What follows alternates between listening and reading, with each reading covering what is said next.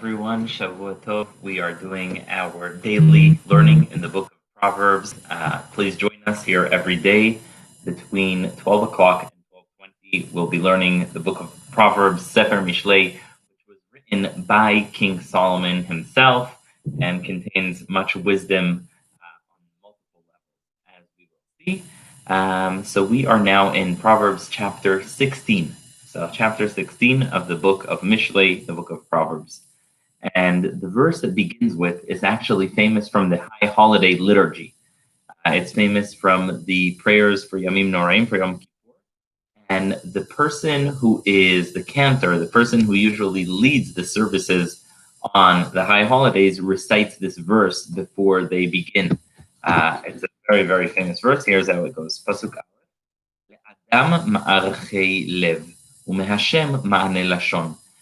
person can prepare everything they want in the heart. They can prepare any speech they want. And ultimately, what comes out of our mouth is comes from God. So we prepare everything in our hearts, and then the way it comes out, that is up to God. So many times a person prepares a speech so well, and the delivery just flops. Sometimes a person prepares a speech and the delivery is excellent, but it doesn't really go anywhere. So the verse says, "Le'adam ma'archei lev." A person can prepare all they wish, and that's in their heart. U'mehashem ma'aneh lashon. But ultimately, God is the one who controls both the delivery and the way that speech is received. Verse 2, Kol darkei ish zach be'einav. All the ways of a human being are good in their own eyes. Meaning, we all think we're doing great things. We all think we're doing well. We all think we're doing good. But really, ultimately, God is the one who sees into our heart and knows what our ultimate intention has been. God knows what we really meant. So, Kol darkei ish zach be'einav. The paths of every person are very good and fine in their own eyes. However, God only knows what our real intention is. Verse 3 is just something that should really guide us in wherever we go. And it goes as follows. Go el Hashem ma'asecha. Go el Hashem ma'asecha ve'ikonu machshavotecha. Which has various ways of being translated, but it means basically put your trust in God, put your faith in God, and then ultimately your plans are going to be well executed. There's a famous saying, a man thinks and God laughs, saying in Yiddish originally. A man thinks and God laughs. So it says, Go le'Hashem ma'asecha. Trust God with whatever you have. Let your worries be on Him. If you have something that you think is a good thing, and you're saying, oh, well, I won't be able to succeed in doing it because this, or that, don't worry. Gol el Hashem ma'asecha. The word gol is like to roll something over. Roll over your actions to God, and He will help you. So, Gol el Hashem ma'asecha ve'ikonu machshavotecha. And then your plans will be well executed. So many people hold back their ideas, their ambitions, good, to help others, to do what's right, because, oh, well, I'm not going to get the funding for it. I'm not going to succeed in executing it. So how many times do we hold back a good idea because we don't think we'll succeed? And yet it says, you know what? Make God a partner in it. He can help you. Go le'Hashem ma'asecha. Roll your needs on Him, and eventually you'll be able to succeed.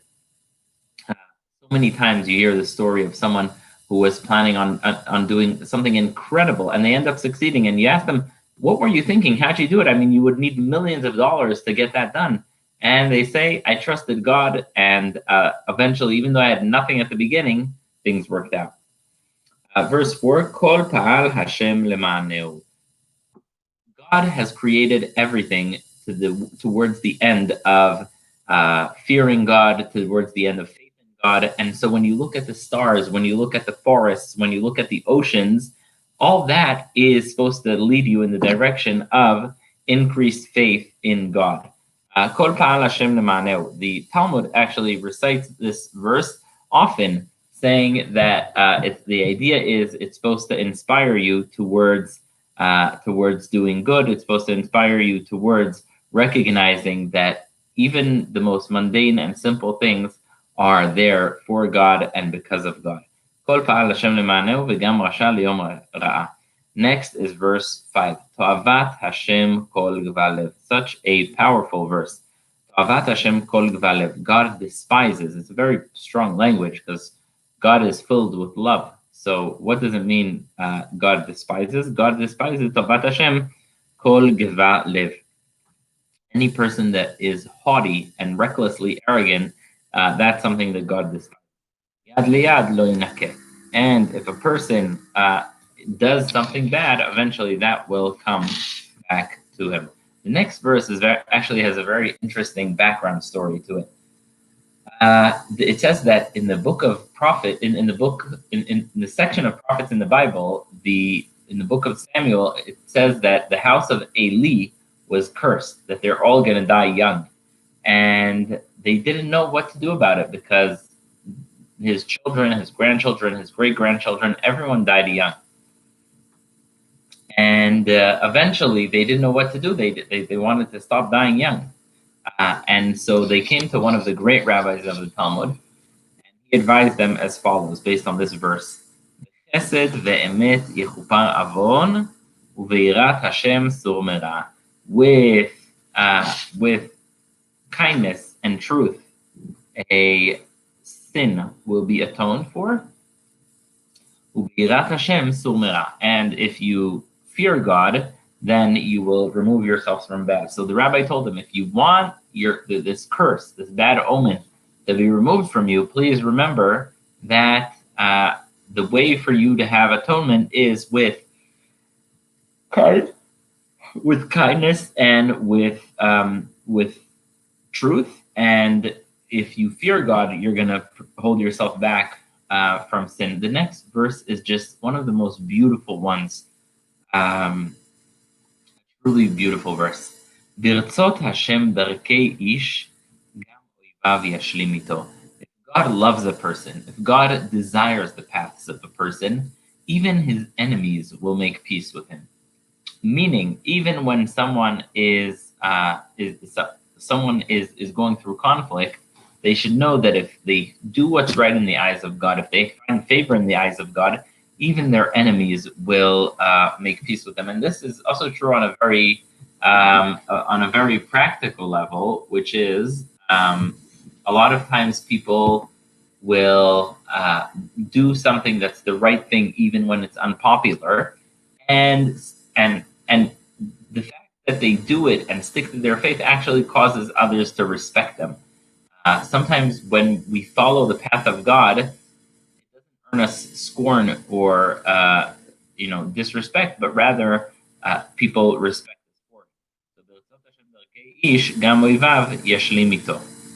And next verse is verse 8. It's better to have a little in your house that was earned with honesty, that was earned with righteousness, with justice, from having many amounts of wealth and silos with no justice, with no that were earned in dishonesty. Verse 9, Lev adam yechashev darko ve'Hashem yachin tzado. The heart of a man will prepare his path, but ultimately God is the one who allows to execute. Similar to what we've seen before, where it says that you can prepare what you want to say all you want, but ultimately God is the one who will establish your path, which way it goes. Verse 10, Kesem al siftei melech b'mishpat lo im'al piv. There is sort of a kind of magic on the mouth of a king, and if someone is in a position of authority and they're constantly looking to do the truth, then God will assist them in doing so. Next, Peles, verse 11, chapter 16, verse 11. Peles umoznei mishpat laHashem, maseu kol avnei kis. Justice and The scales of justice are in the hands of God, and God looks at all measures, meaning one of the things God cares about most is justice in business, making sure that we are honest in our financial dealings. That is one of the most important things out there. The kings, what do they despise most? This sounds counterintuitive. What do kings despise most? When people do wicked things. Why? Because a kingdom, a government, can only sustain itself if there is justice there, if everything is done with honesty. That is the only way it can survive. Next is verse 13. The desire of kings is a mouth that speaks justice. V'dover yesharim yehav. King loves someone who speaks with honesty, meaning the only way a government can really survive is if everyone is acting with honesty and with integrity. Once that falls apart, everything falls apart. So the desire of the king is someone who speaks righteousness, who speaks truth. And if someone speaks honestly, they will love them. And on the other side of this is Chamat Melech Malachei Mavet Ve'ish Chacham Michaparena. The anger of a king can be like angels of death, meaning a king, once the king gets angry, that can obviously unleash a fury of destruction. However, what's the thing that can undo this destruction is a wise man. How many times do you see someone who's angry and rushing to act in a destructive way, and you need someone who's smart to speak to them? It's like sometimes they bring these hostage negotiators. When there's a hostage situation, they'll bring someone to talk someone down, whether it's a kidnapping situation, whatever it is. You need a wise person to calm someone down. And so it says, Chamat melech malachei mavet. The anger of a king is like angels of destruction. The ish chacham michaprena. And a wise man can dial that back. A wise man can dial back the fury of the king. And what about when the king is happy? The verse says, Be'or pnei melech chaim. When the king shines their countenance, when the king shines their face, when they smile, when they're happy, Be'or pnei melech chaim, then life comes. Uretzono ke'av malkosh, and his good wish and his positive energy is like a cloud that brings rain, meaning it does good. Verse 16, Keno chochma ma'tov mecharutz uknot bina nivchar mikesef. Acquiring wisdom is one of the most important things, even as important as hard work. And uknot bina nivchar mikesef, and having wisdom is more precious than money and silver. And now we come to a verse that became famous by an author from Italy named Rabbi Moshe Chaim Luzzatto. Moshe Chaim Luzzatto was actually a silversmith in Italy, and he became very, very famous for writing a book called Mesilat Yesharim, which means the path of the righteous, because he engages in this discussion of, I believe he lived in the 1600s, and he engages in discussion of not just what laws to follow, not just what ideas to follow, but how to make sure that our character and our actions are pious and righteous. And he followed this verse, which says, Mesilat Yesharim Somera. If you want to go on the path of the righteous, if you want to actually do the right thing, then you have to, first of all, make sure that you remove yourself from doing bad things. The number one path to justice, to doing the right thing, is, first of all, avoiding the negative, avoiding doing averot and sinning. Mesilat Yesharim Somera, Shomer Nafsho Notzer Darko. And someone who really preserves his soul, someone who cherishes his soul, is going to preserve his nation, his soul. Lifnei Shever Gaon. Ooh, this is such a famous and such a true verse. Lifnei Shever Gaon. Before the downfall comes the high point. I think this is a saying that's mentioned across several cultures. Lifnei Shever Gaon. Before the big break comes the big high. At the high, that's where the big crash comes. It's true about individuals. It's true about cultures. People that get sort of intoxicated by their success, by who they are, but what they have achieved, they are often at the brink of their own destruction. It's hard not to think about the success of the German army in 1940, 1941, but then already by 1942, they stretched themselves too thin, and that was the beginning of the end.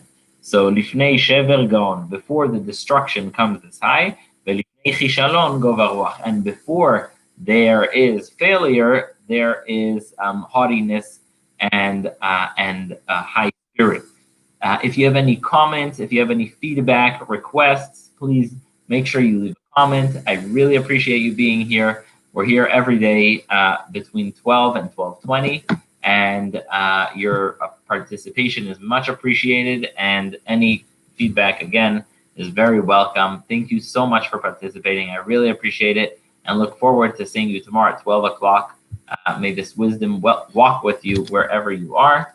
Thank you so much, and Shavua Tov, a happy week.